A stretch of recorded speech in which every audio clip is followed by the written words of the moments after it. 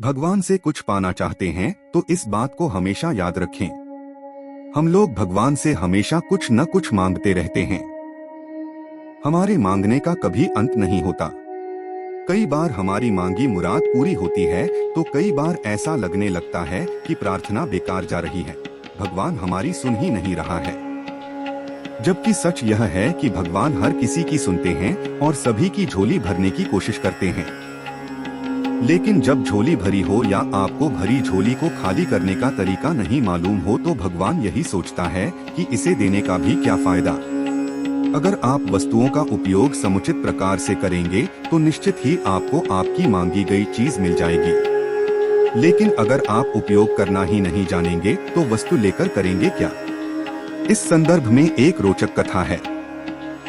भगवान बुद्ध के एक शिष्य ने कहा, प्रभु, मुझे आपसे एक निवेदन करना है। बुद्ध ने उसकी ओर देखा जैसे कह रहे हो कि पूछो।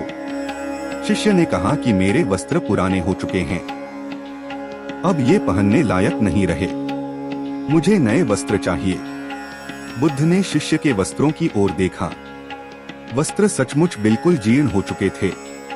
बुद्ध ने दूसरे शिष्य से नए वस्त्र लाने के लिए कहा। कुछ दिनों बाद बुद्ध अपने उस शिष्य के निवास पर पहुंचे। कुशलक्षेम के बाद उन्होंने पूछा, तुम्हें और कुछ तो नहीं चाहिए?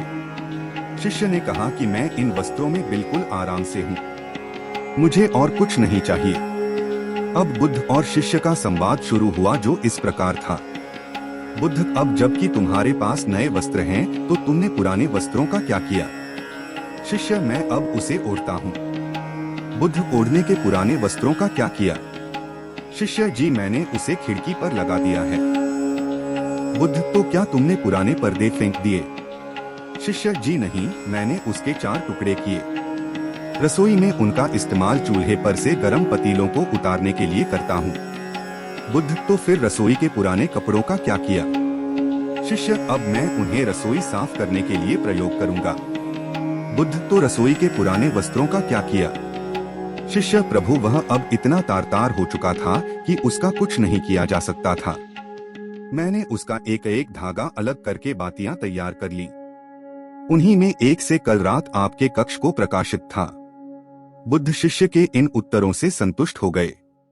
वे प्रसन्न थे कि उनका शिष्य वस्तुओं को बर्बाद नहीं करता और उसमें समझ है कि उनका उपयोग किस तरह से किया जा सकता है।